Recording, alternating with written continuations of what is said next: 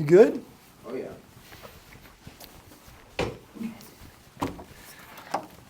All right, guys, let's hang. Pull up that first slide, how to write for the government, talk to the press, and use storytelling to shift policy. Look, whether you're in government or any organization in your professional lives, understand that everything that you write, everything that you do, everything that you produce in our digital, totally synthesized, permanent world of record keeping, this is beginning the story of your life and your professional career. When you understand that every memo, every email, every piece of content that you produce and share is starting that story, then you understand the importance of each one of those seemingly insignificant emails and so forth.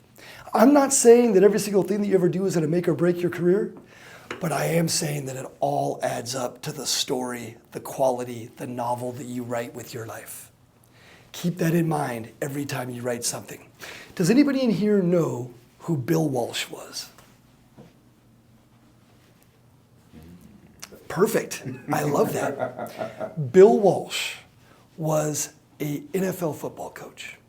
And he started with the Bengals in the 1970s and then came to prominence when he took a sad sack San Francisco 49ers program to multiple Super Bowls in the 80s. Why is this important? Because Bill Walsh is much more than just a football coach. After he left coaching, by the way, he taught at Stanford Business School for many years in leadership and philosophy. And Bill Walsh came into the game with a different approach. In pro football in the 1970s, it was all about what do you think the culture was in coaching and leadership? Rah-rah, macho, vicious, definitely not something that'd be a professional environment. Bill Walsh comes in and he, right off the bat, establishes an order, a culture in his program that is one of politeness, professionalism. Everyone starts with Mr. or Mrs.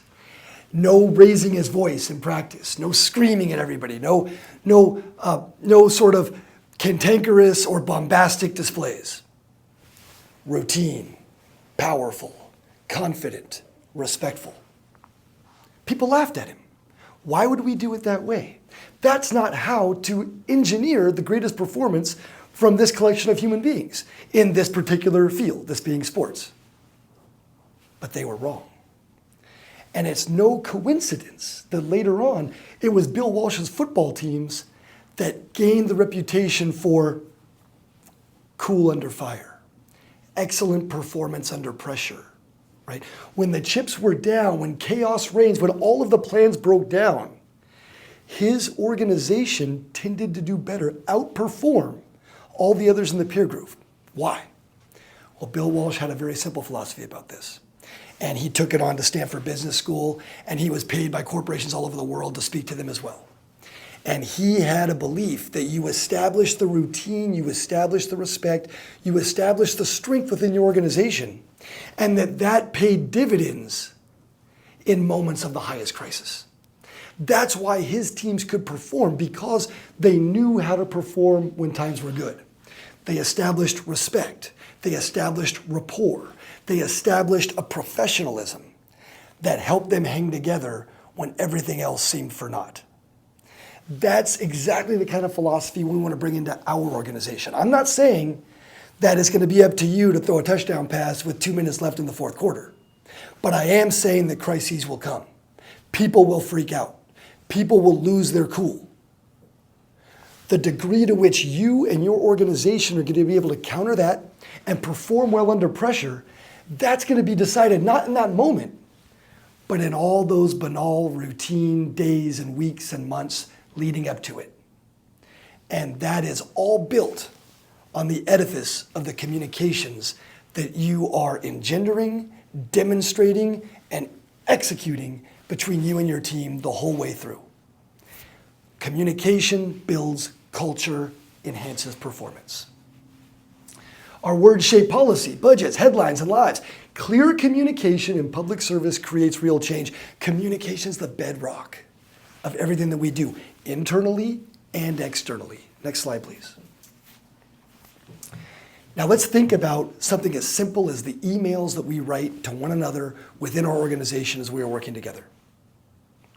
What is it that we want to do in these emails, regardless of subject, regardless of action? We want to be thinking about, how do I tailor this in a way that does what, right? Not a particular goal, but what is the goal whenever we are sending an email out to anyone in a professional environment? What are we trying to get that person to feel, do, say? When you send an email to someone, what do you want them to react with? What do you think? You mean positivity? You want them to like kind of take what's in it and, you know, either like if you're asking for something, you know, for them to have a favorable answer to that question, or, you know, yeah. You're absolutely right, Leo. What you want, the most important thing that starts with every email that you throw out there, is you're thinking to yourself, not what do I say to sound cool or smart or in command? It's what does that other person want to hear from me, right? Now that doesn't necessarily tailor exactly what you're going to write. You have a mission to accomplish, whatever that is with that email. But you have to be thinking as the recipient all the time. What does that recipient want? Well, the best way to answer that question, first of all, is to understand what you want. Having been the recipient of hundreds or thousands or tens of thousands of emails as I have, I know what I want. What do we want from these emails? We want clarity. We want conciseness. We want respect. We want a clear path forward, an action, right? We want those things from emails. What we don't want is big blocks of text that tend to go nowhere, and that we wonder what the point of that was. Don't be the person sending an email like that, because you know what kind of feelings, consciously and subconsciously, it's going to engender in yourself, not only for that transaction, but for all future transactions. When the chips are down and I get the email from that person that always sends those emails like that, that might not be the email that I open in the time of crisis. That might not be the person I want to lean on. We haven't established the rapport. We haven't built the infrastructure for this relationship to be successful in whatever moment that's going to come later. What do all emails, what do they need to do for us, right? Very simple. Tell us what it is. Tell us why it is. And lastly, what's the big one? Tell us what? How to solve for it. What we need to do about it, right? These things need to be clear, they need to be concise, they need to be upfront. We don't backload the important thing of the email. Always ask yourself in the end, boil it down. What does this email meant to accomplish? That has to be communicated some way right near the beginning of the email. There are many different kinds of emails. One might be a particular one like an action memo. In an action memo, how might I structure that? Well, let's talk brass tacks. Let's talk to an actual email. Let's pretend that I want to send a memo to an executive at Republic Services about how to end this labor strife and improve and restart our trash services, right? I'm going to send an email. The first thing is going to be hi, hello, whatever, with what? With the name.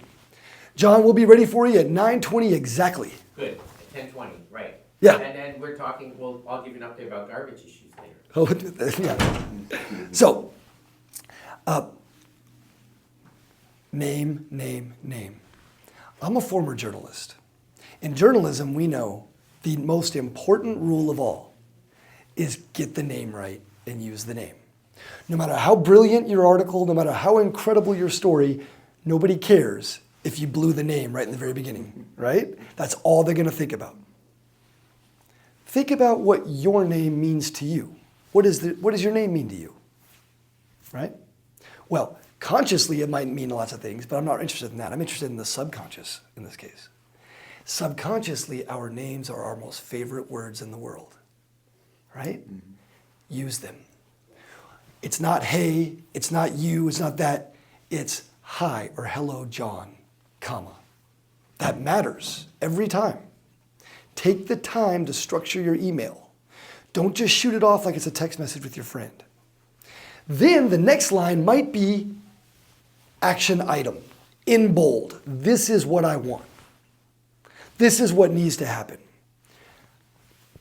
Getting labor and management together to fashion this response. Boom. The next line, paragraph break.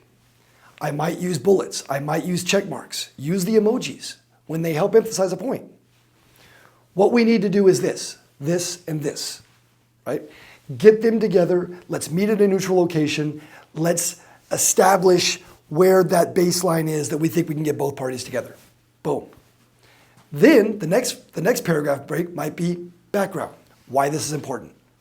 Then after that, I might circle back and say, I think that this is going to be really propitious for us to be successful.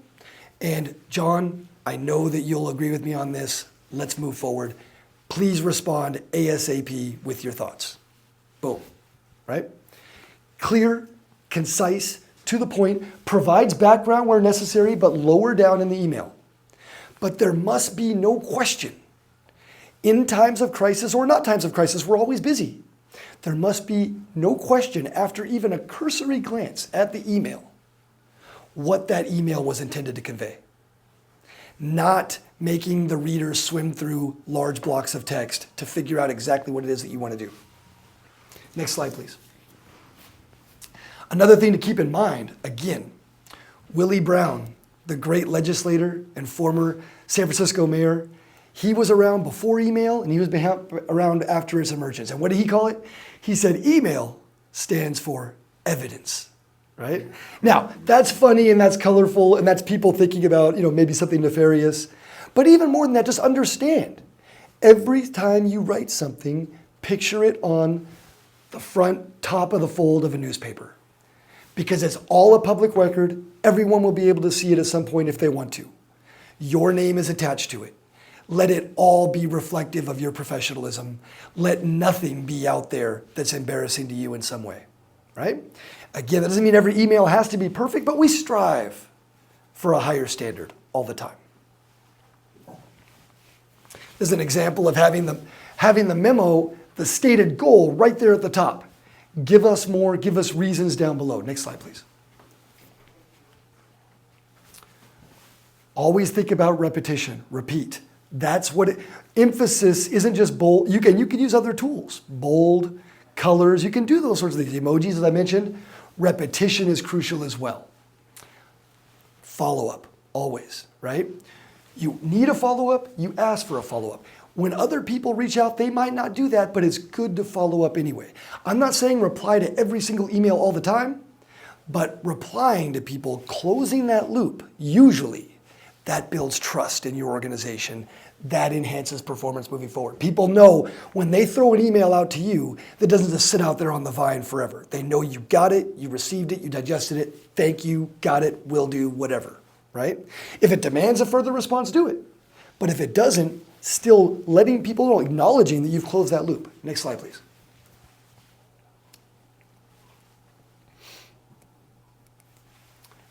This is about press talking points. And I'll only go into that to the extent that it matters for this. And that is brevity, clarity, repetition, right?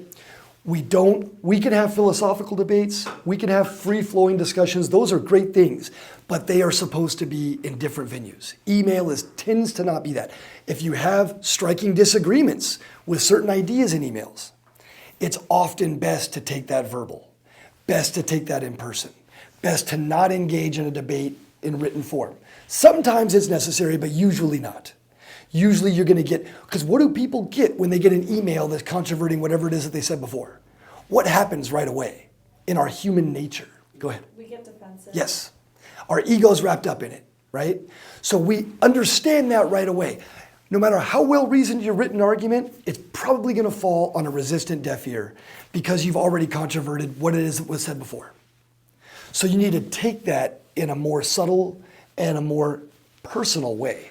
That's the only way that we ever get toward solution, toward consensus. Because remember, what do people want to read in their emails? not things that say that they're wrong. They want to hear things that are going to make them better in some way. Well, you'll have to take a circular route to get there if you have a real disagreement. And usually that circular route is not a direct response rebuttal email. Next slide, please. What time do we have? We're at 22. Got it. So, in the end, to sum, everything that you put into your emails, into your professional communication, consider it not only on the front of the newspaper, consider it part of your memoir. It's the end. It's part of everything about you.